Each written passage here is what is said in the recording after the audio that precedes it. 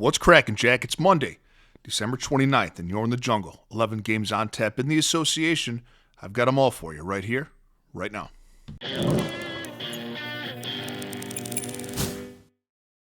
Greetings, everybody. Happy Monday. Welcome back to the show. And if you're joining us for the first time, welcome to the jungle. I'm going to break down all 11 games in the NBA and give you my best side or total and player prop for each one of those games.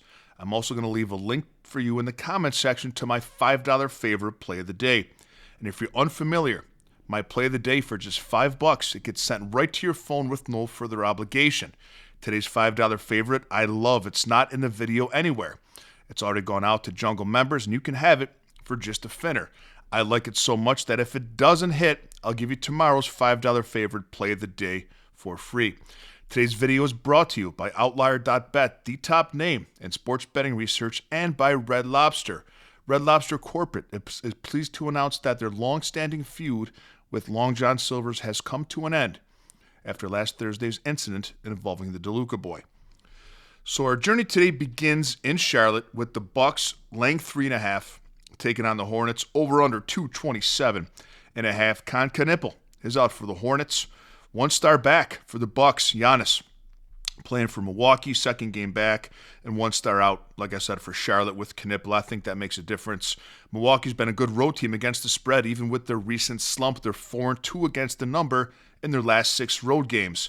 Add a pep to their step with Giannis coming back, and Charlotte suffering a big loss in production without Knippel. I would lay the points with the Bucks here, and I'd look at Ryan Rollins of Milwaukee over 23.5 points, rebounds, and assists. He's over this in 5 consecutive games with a median of 26 per game.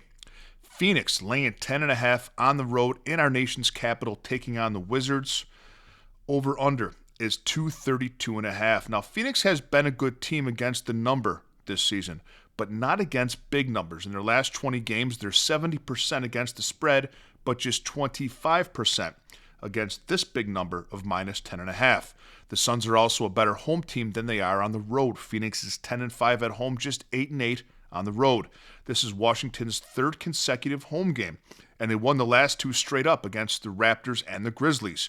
I would take all those points with the Wizards, and I would consider Bub Carrington of Washington over 17.5 points, rebounds, and assists. He's over this line in 7 of his last 10 games with a median of 17.5. Remember, we talk medians in the jungle, not averages. It's a better indicator of how a player performs on a regular basis. Orlando minus 1.5 at Toronto. Over-under is 221.5. Two very similar teams. Orlando is 18-14 on the year with a point differential of plus 1.8 per game. Toronto's 19-14 with a point differential of plus 1.5 on the season. The home court for Toronto and Jalen Suggs most likely not played in this game. For Orlando makes the difference for me. I would take the Raptors on the money line, and I would consider Emmanuel Quickley of Toronto over 9.5 rebounds and assists. He's over this in 4 of his last 5 games and in 72% of games this season. Denver Nuggets minus 2.5 at Miami over under 245.5. Miami winners of 2 straight. Denver has won 7 of their last 10. Miami's been a little bit overvalued by the books at home recently. They're just 2-6 straight up. 2-6 against the spread in their last 8 home games. I would lay the short number with Denver. They're a much better team, and they're 12-4 straight up on the road, and this is a short number. I think it's short, and I consider Tim Hardaway Jr. of Denver over 15.5 points. Cam Johnson is out again till mid-January. In the 3 games without Cam Johnson, Hardaway has been inserted into the starting lineup and has been over in all 3 of those games with a median of 20 points a game. Golden State minus 4.5 at Brooklyn over under 221.5. The Warriors just 6-12 on the road this season, and Brooklyn has won 3 straight games over the Raptors, at Philadelphia, and at Minnesota. I don't think you're a silly goose if you take the points with the Nets here. That's the side that I would take, and I would consider taking the under on Jimmy Butler's points and assists at 27.5. He's under this line in 75% of games this season with a median of 24.5. In both these games, both these teams play at a slow pace. Brooklyn playing at the 3rd slowest pace in the league means less possessions for both teams. Game on Peacock, Cleveland. This will be a good one. Plus 2.5 at San Antonio. Over under 241.5. De'Aaron Fox questionable for San Antonio.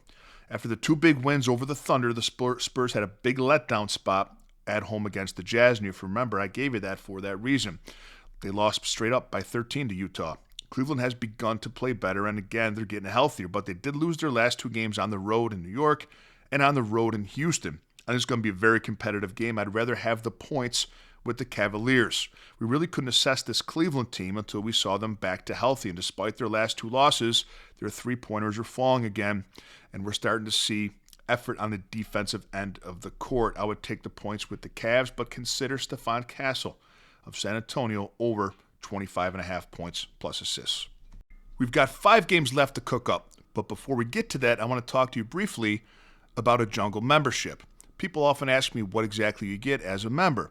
Well, this is the best way to answer that. I break down every single game every single day, but I don't bet every single play. I like to give you the full slate, and you can take from it what you want and leave what you don't. Members get what I bet. They get my exact betting card. Like, for example, yesterday, between NFL and NBA, we were 6-1. So members get my full picket slip, everything that I bet, the book I founded, the odds that I got, and what I recommend you play it up to. So as a member, you get my best bets, the plays that I bet. You also get entry into our members-only Discord. It's a great community, a lot of knowledgeable sports bettors and good people just conversing all day about ideas for different plays. And you also get a direct line to me if you'd ever want my opinion on any other bet that you're considering placing. Now, here's the thing. It's a great time to become a member because we got the college bowl games coming up.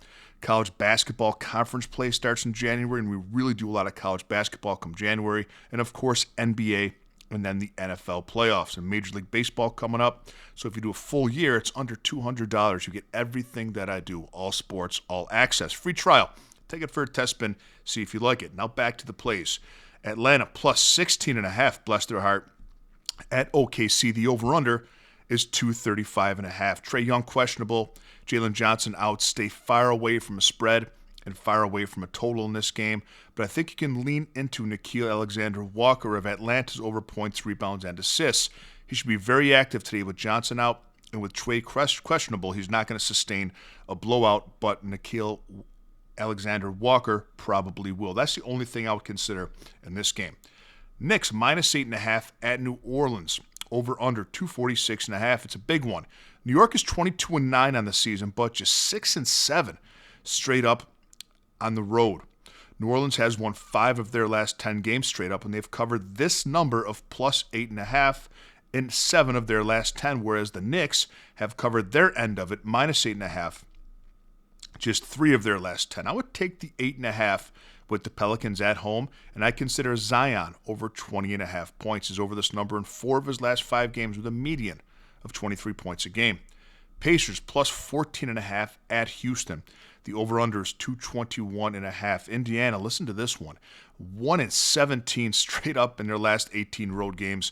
I would take the Pacers team total under 102.5. The Pacers scored the least amount of points of any team in the association, and the Rockets allow the third least. And I would look at Jabari Smith Jr. of Houston over 14.5 points. He's over this line in 9 of his last 10 games, the median of 16 points a game. Minnesota minus 6.5 at Chicago, over under 240.5. This is a good time to take Minnesota coming off of 2 straight losses. The Bulls allow 122 points a game, which is second most in the East. Minnesota has a point differential on the season of plus 4.1 to Chicago's minus 3.2. I think the Wolves will give the Bulls a very hard time defensively. More specifically, I think Anthony Edwards will. So I would lay the points with Minnesota and consider Ant-Man over 30.5 points. With a game total set this high, and he's a monster on the road. He loves the villain role on the road. In his last 5 road games, Ant-Man has a median of 43 points a game.